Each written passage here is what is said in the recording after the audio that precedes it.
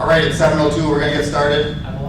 So we want to make sure that Dr. D'Annunzio has plenty of time. Welcome back to Third Thursday.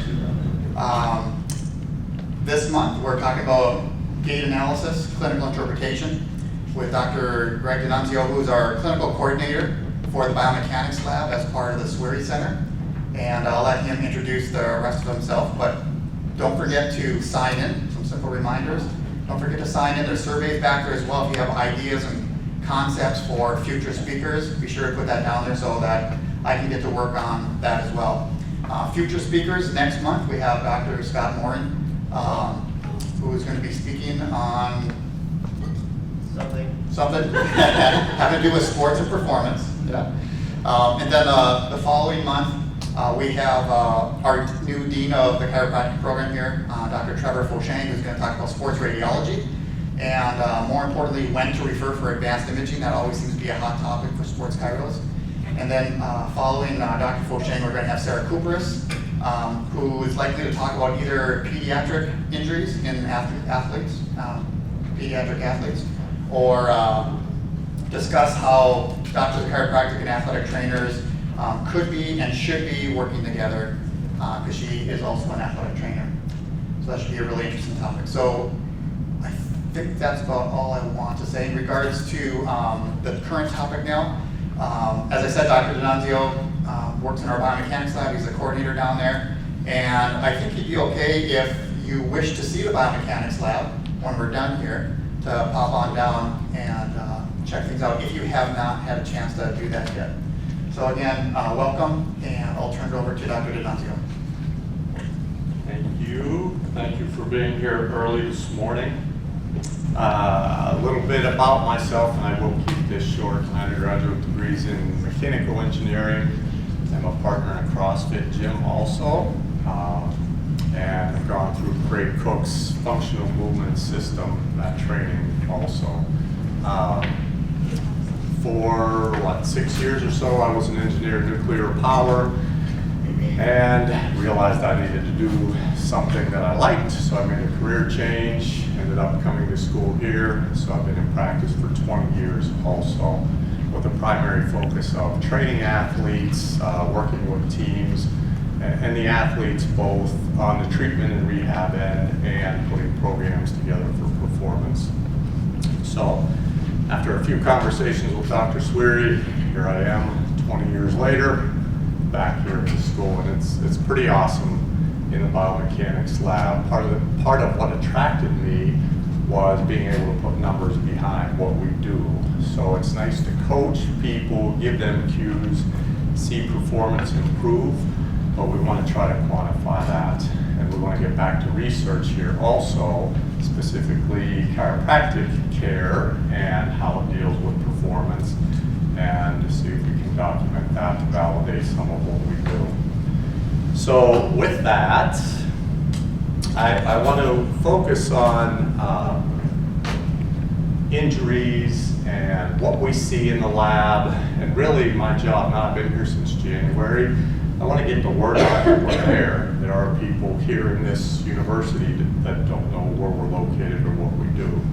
So I want to give you an overview today. I'd be more than happy to come back in X amount of months and go through more specific case studies. Dr. Stark and I talked about that a little bit.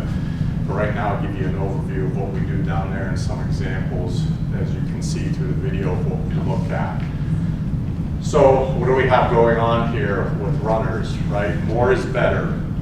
As you'll see in some of these slides, we have all types of injuries, from low back to hamstring to ankle, knee, pickets. The picture here denotes most of them: shin splints, plantar fasciitis. Biomechanical factors come into this. You know, we are a culture of more is better, specifically with runners. They think they need to run more to get better, and they leave out the cross training. And the strength training is a big part of what they need to do here to keep things healthy, to keep them stable.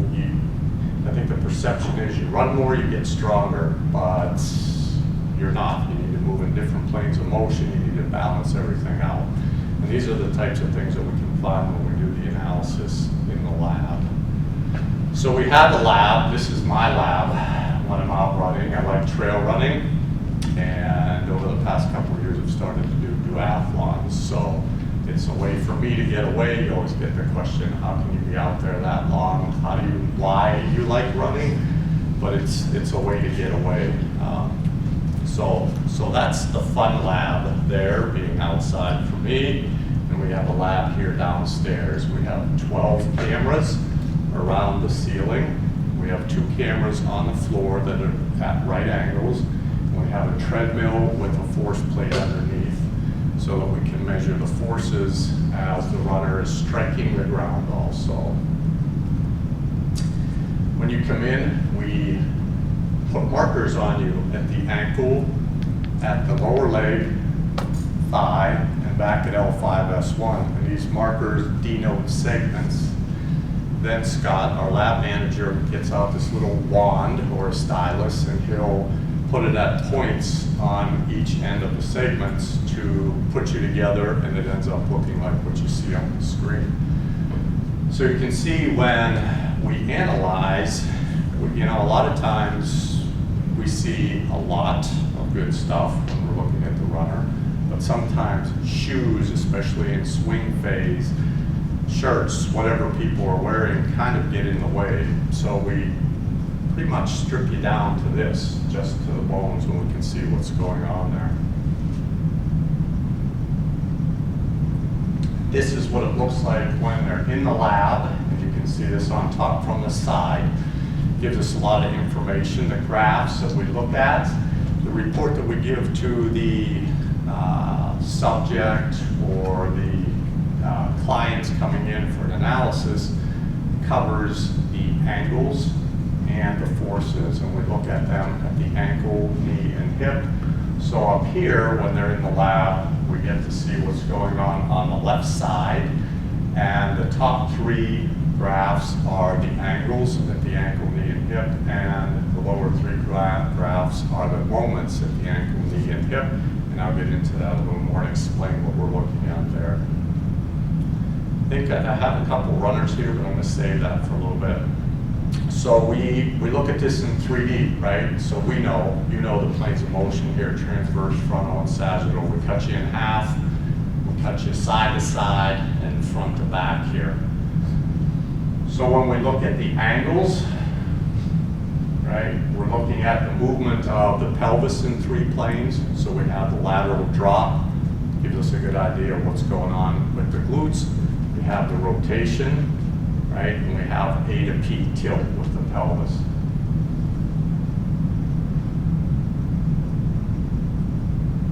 When we look at the forces, we start with the ground reaction forces, right? So as soon as you strike, we know the ground reaction forces are, depends on the literature, you read 1.5 to 4 or 5 times your body weight. And then we look at the moments. So the moments are the forces around the joint. It takes into consideration the ground reaction forces and the actual contraction of the muscle and that force that's around the joint. And this is good stuff. We also look at the power, and the moments should correlate with the power. And if it doesn't, then it causes us to ask questions and look a little deeper as to what's going on. So when you get a report, this is what a report will look like.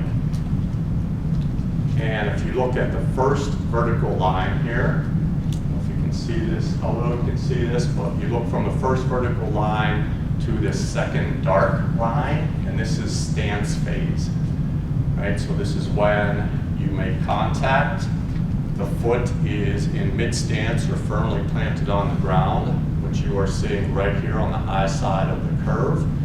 And then the second vertical line is the end of stance phase and the beginning of toe off. So from the second vertical line to the end through here, this is all swing phase when your leg's in the air.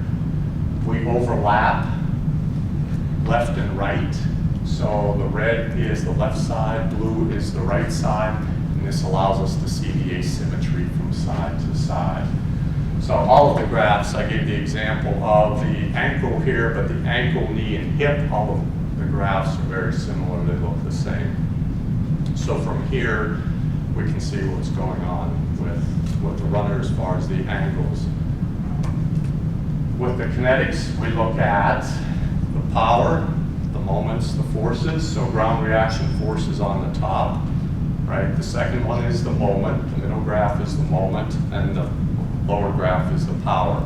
So if we see high moments around the joint, we should see a production of high power. If we see low moments, or let's reverse it, if we see high moments and low power, then we have to look a little closer and say, okay, what's going on? You're going to compensate someplace, whether it's above or below. And it's remarkable how we find something different at a different joint that correlates with a deficiency elsewhere. And this allows us to give the proper corrective action, whether it's strengthening, flexibility. Some of this is motor control, and we'll talk about this with one of the videos that I have here for you. Again, this is a little repetitive, but this is what the graph of the pelvis looks like, again, in the 3 planes, right?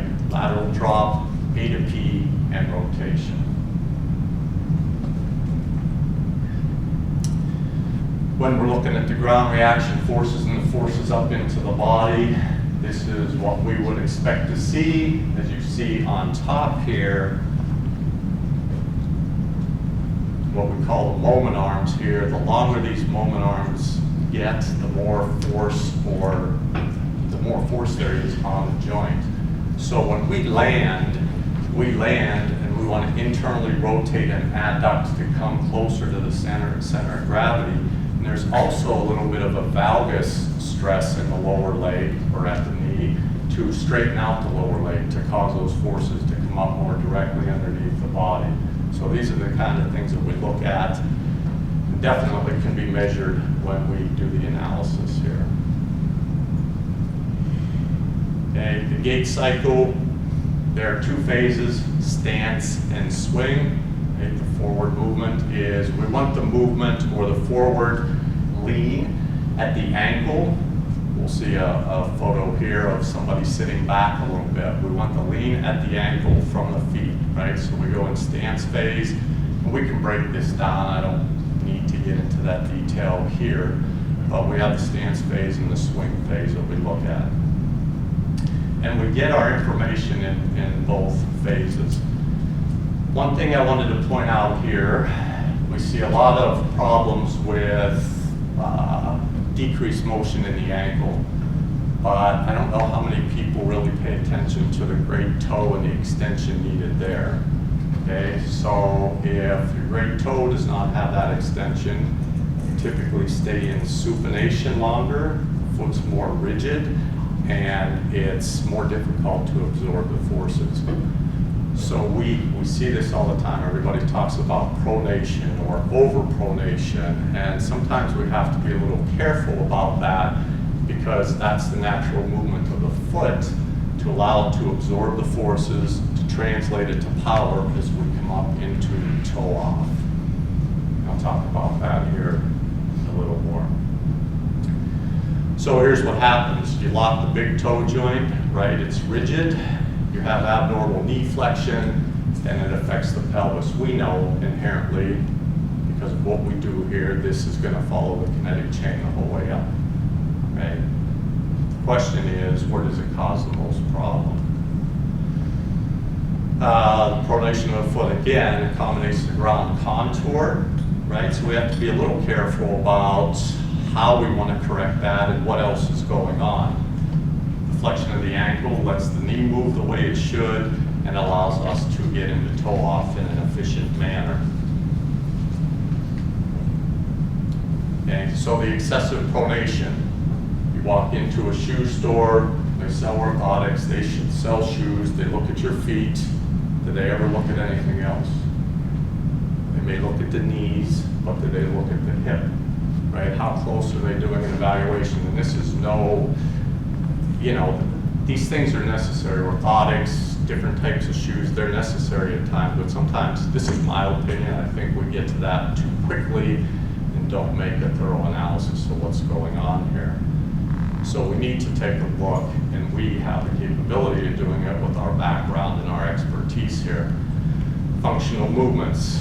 You know, you have to take them through an exam, a thorough exam. You have to look at the hips because that may be the cause of the excessive pronation.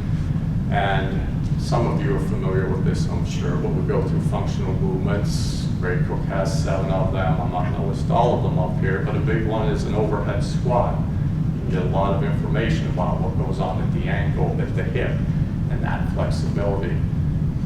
So there are some simple things we can do to find out what's going on in addition to the examination, looking at the movement. There's a lot out there about foot strike. Where do we want to strike, right? Heel, forefoot, toe. We know Dr. Stark had sprinters in here that we evaluated.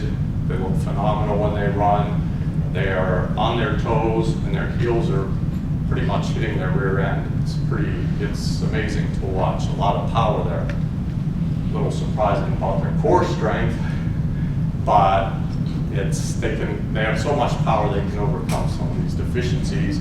But I know Dr. Stark uncovered some of those. So, and just off the topic a little bit here, we're playing around with looking at lifting movements also. So I have one of my partners in here who's 6'2", 265 pounds, can bench or can squat 500 pounds, and he's having right hip and knee issues. And when he goes down into that squat and we see where the forces land, it's all into that right hip area. And so I gave him some core things to do, and he looked at me like I was nuts. He's like, I can't do this. I'm like, Tyler, you're 6'2", 265 pounds or whatever. But we compensate, and the body's good at compensating, and we have a lot of power there when we're that big to overcome it. So heel strike. What happens when you heel strike? Typically the foot's far out in front of you, all the forces are coming back at you, and you get 2 peaks of stress or force through the ankle and the foot. And you can see it at the top. You see the first peak here. This is the initial heel strike here, and this is where the foot goes more flat, as you can see in the second peak right here. They're showing what's going on here. Whereas in the forefoot, there's one smooth curve here, and the forces are absorbed more symmetrically. You have 1 peak of force. And you can change this. You definitely can change. I hear this, oh, they run a certain way, you can't change it. Well, yes, you can change it. It's in the proper cueing, it's giving the proper movements and the proper motion, but you definitely can change your gait pattern and your cadence and the way you strike. Okay, so each of them, heel strike and forefoot strike, nothing is 100% potentially injury-free, right? The heel strike, you have greater increases, you increase the risk of fractures and plantar fasciitis. With the forefoot strike, you have more stress on the posterior chain, right? Specifically the calf area. The key there is how you land and how softly you land, and you can train that and change that also. So the familiar running form, right here, where are we at here? Right here, kind of leaning back at the waist here, right? The foot depends on the picture you look at, but the foot is typically out in front of you a little more. We want to focus on bringing the foot under the center of gravity when you land a little more closely, and that will allow you to propel yourself forward and work with gravity as you move forward. Right? Not braking action when you stick your foot out, so to speak.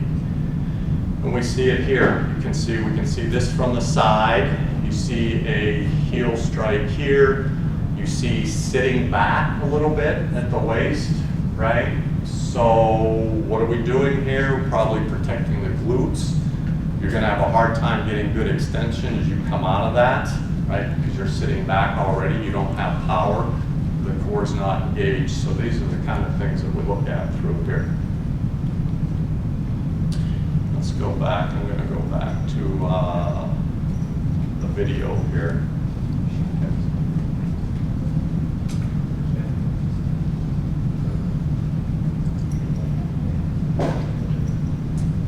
And let's look at, this somebody I've known for quite a long time.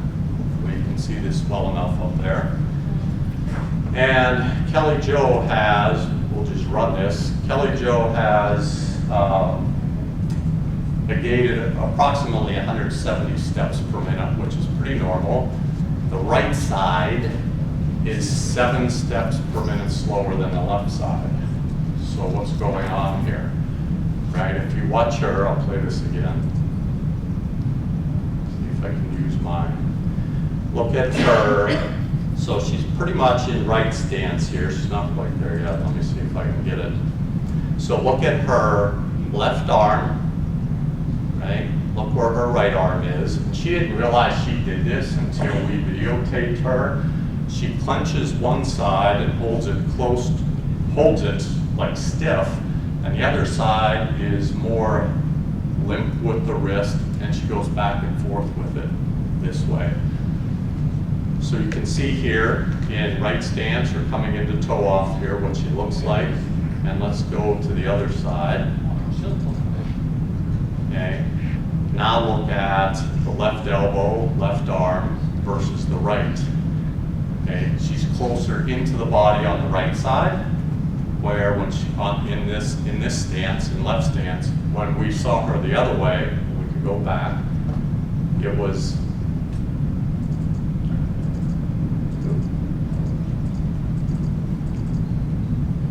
so there's right stance, right? The left elbow is further away from the body.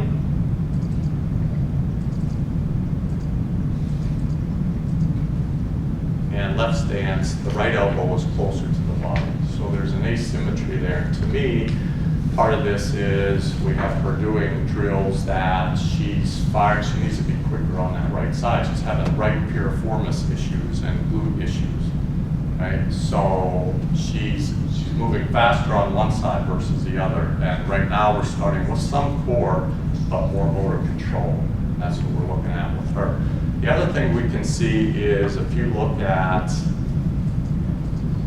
see the white line coming up through the pelvis here? This is the force coming through the pelvis, well, through the hole from the foot up. And we take a close look at this also. Kelly doesn't do it so much, but sometimes we'll see people in left stance, and this force is more through the left SI joint. And sometimes we'll see them in right stance, and lo and behold, that force is transferred the whole way across to the left SI joint. And we see a lot of rotation. And it's not uncommon, and at some point when I get the chance, I'd like to pull all of these when we start to get the data together and see why we saw it with one of those Olympic sprinters, right? I'm wondering if it's dominant side or whatever it is. And I'd like to get to the root of that because it's not uncommon to see that. And it's pretty significant in some cases, 2 to 3 times rotation to one side versus the other. So here's Kelly. Also, you can see the difference when you look at this closely. As she's coming up in right swing phase, you see no space between the knees here. And when she's in right stance with left swing phase, you can see it's minimal, but you can see a difference in the space between the knees. So she definitely has an asymmetry going on side to side.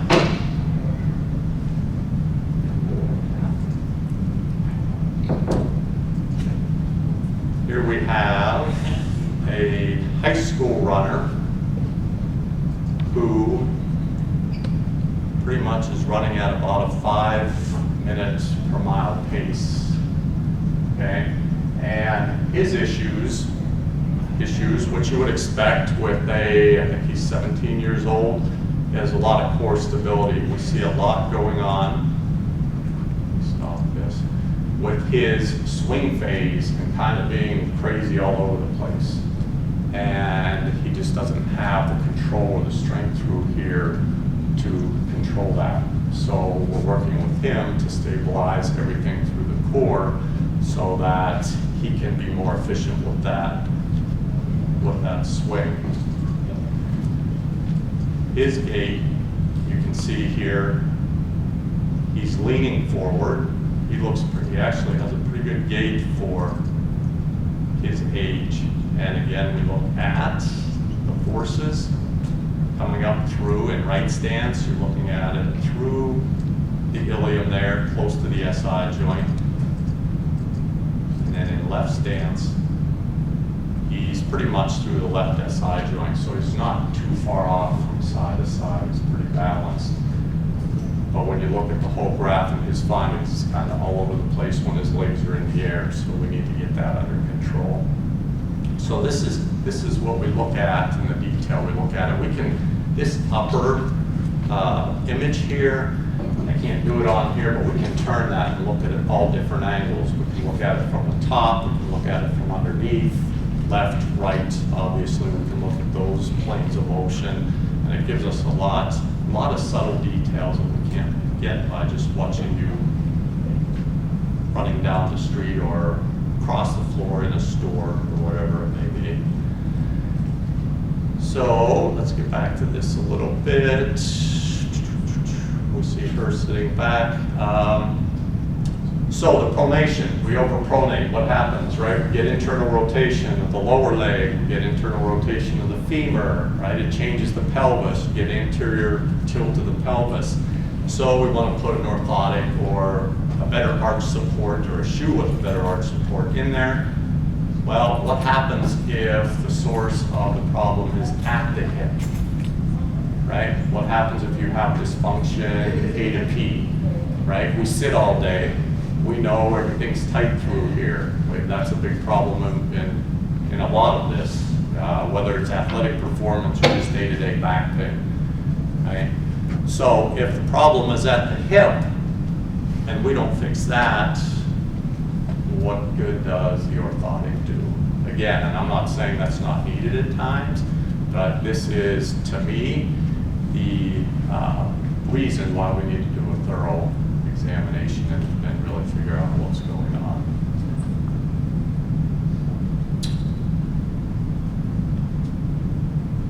And I'm going to skip over. We can talk about exercises some other time, or Dr. Stark is doing this with athletes.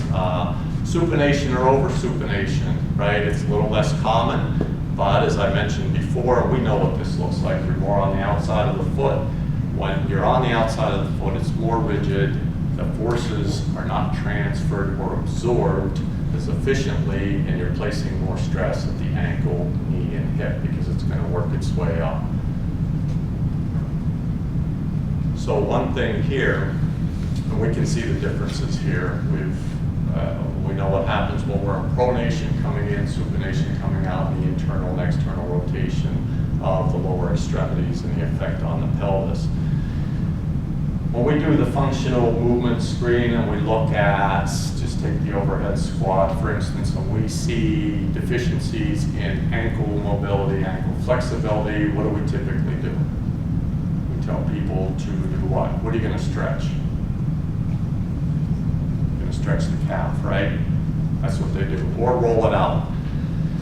Do we ever go to the side and around the leg, though? The tibial, the anterior and posterior, and the peroneus longus. You know, all of that from the head of the fibula down to the ankle. We need to make sure all of that is stripped out, rolled out, however you want to address it. It doesn't matter, but I think we neglect certain areas sometimes because we're just so focused on, oh, the calf is tight, start stretching, and just leave it at that, and it doesn't take care of the entire problem. Again, we need that flexibility, I can't emphasize this enough, and the pronation so that we can absorb the forces more efficiently. Changing the gait pattern, and that's a little, other things need to be addressed before we change the gait pattern. Changing your gait pattern can have an effect in a lot of areas here. So up to the knee, 30 to 50% of runners will suffer an injury through a training year, right? 1 out of 4, 25% involves the knee. So one of the most commonly injured joint. Patellofemoral pain syndrome, we see it a lot, especially with female athletes, everything from the Q angle to ligament laxity, depending on what time of the month it is through the cycle. There are many factors that play into female knee pain and injury, which is, you may know, Tim, at one point is 5 to 6 times higher than males. So, again, weak quads, hips, glutes, patella tracking. Are we looking at that? Are we looking at the strength of the quad? No, it plays a big role into what goes on with that pain syndrome. And again, when we look at the valgus varus, which is one of the measures in the knee, in the 3D, we can see what's going on there. You couple that with internal rotation, you're placing a lot of stress potentially in that area. Okay, motor control. We need to get the movement down first. Again, we're a society of more. We want to lift the heavier weights. We see it all the time in our gym, but is the movement even correct?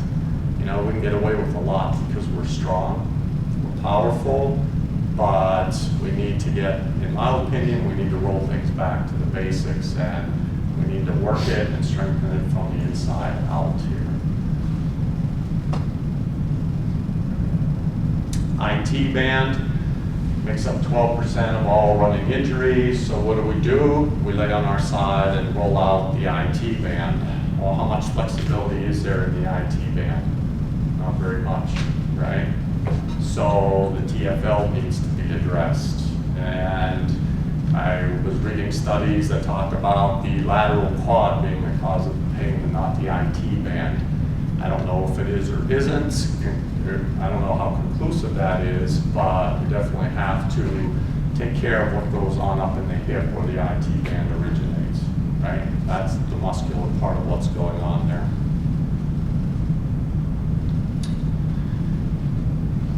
And the rubbing of the IT band here, right, on the side of the femur. Knee and IT band articles, review article 13 studies found inward movement of the thigh to the pelvis, compensatory movement of the trunk towards the same side, so it looks like this, right? Basically Trendelenburg and what goes on here. Again, we look at this in 3D, we can find out what's going on with that hip and how much it's dropping. You're going to get some normal hip lateral drop, but when it's excessive, you start to get the conditions here. This is just showing the normal. Okay, weak hip abductors and glutes again. You know, it's amazing to me that when we look at glute firing and how people do that, how bad they are at doing that. We want to do everything from the hamstrings, right? And that's why we see the hamstring injuries. And part of this is because we are sitting all day, setting up that imbalance.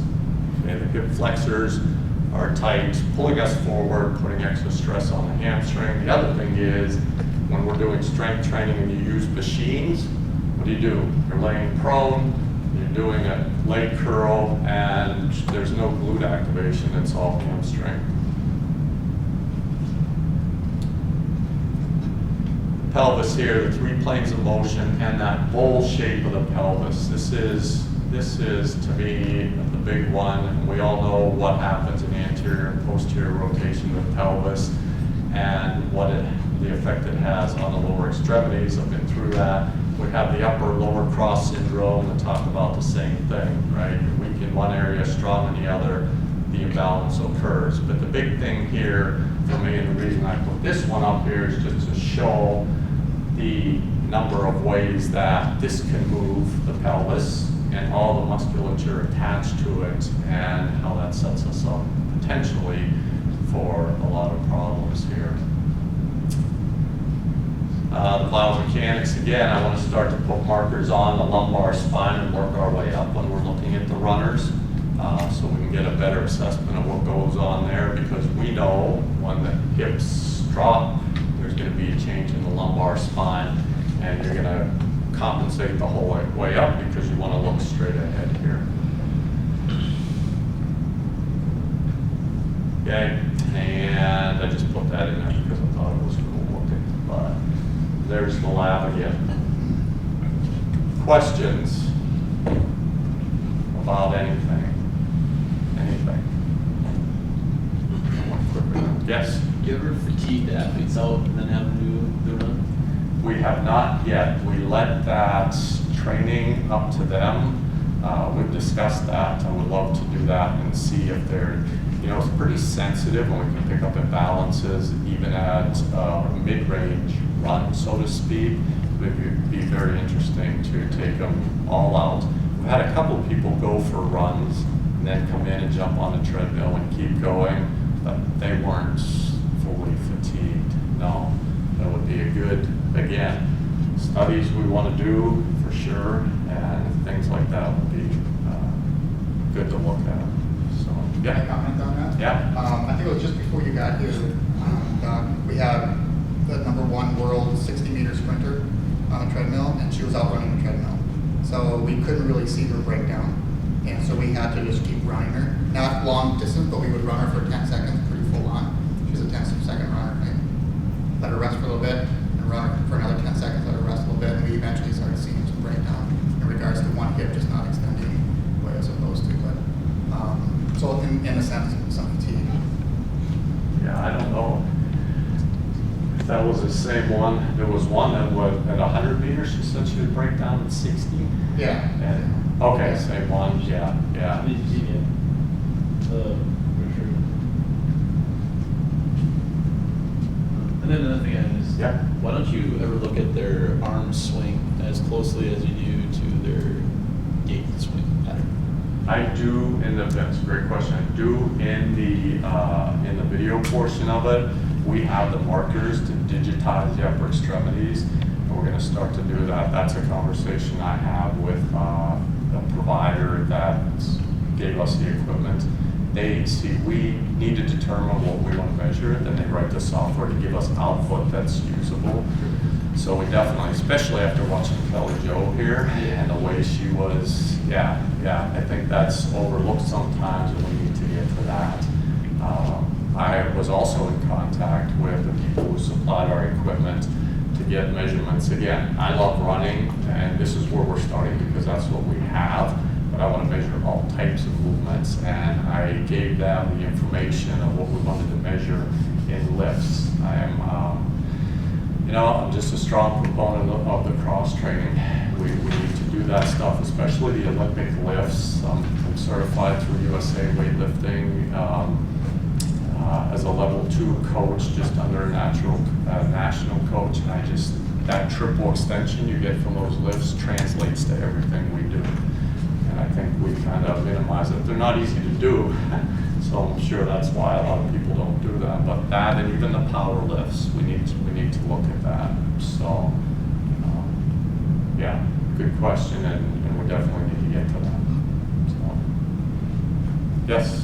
What's the process of referring patients in? And what are the costs? Yeah. Time commitment and all that? Yeah, the cost is $295, which includes a follow-up with me to go through the report and give the recommendations and go through those exercises with them face-to-face, so I can give them cues.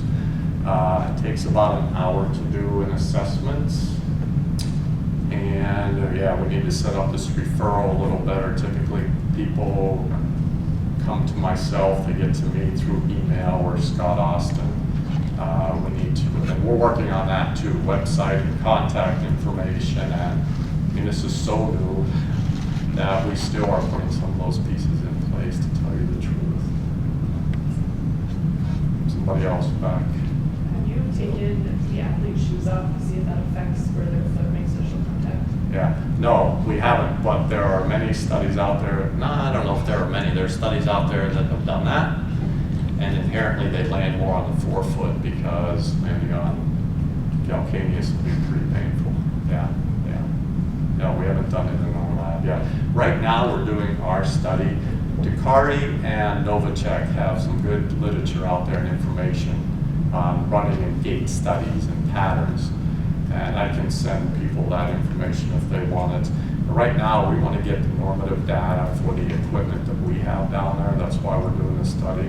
When we look at this, we look at what's out there from Ducati and Novacek because they've done a lot of work.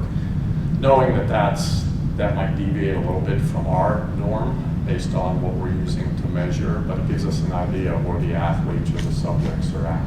So, yeah. Do you ever compare like foot size and measure their actual foot to their running shoe, et cetera, et cetera? I find I work with a lot of high school runners and some other, amateur level runners up where I'm at, and they're often in too small of a shoe, which then creates a contraction in the foot.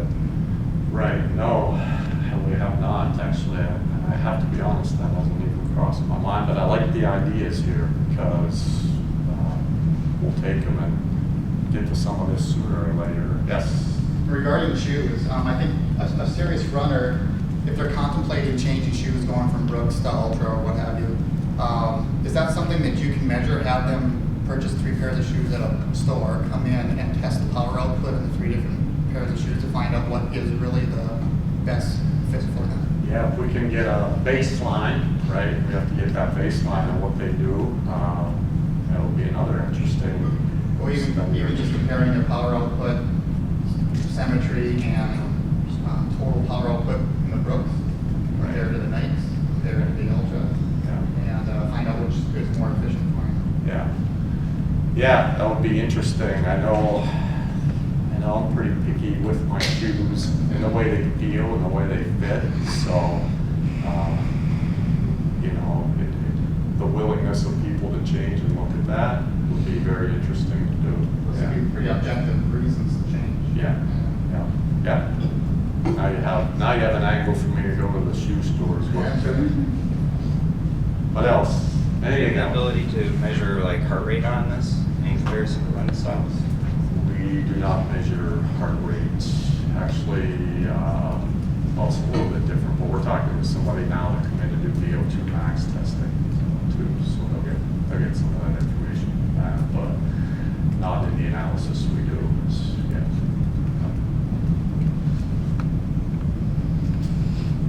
Anything else? Please get a hold of me. You're all more than welcome to come down anytime. Show you what we do right in the lab and answer any other questions that you may have, that's for sure. So, thank you for coming.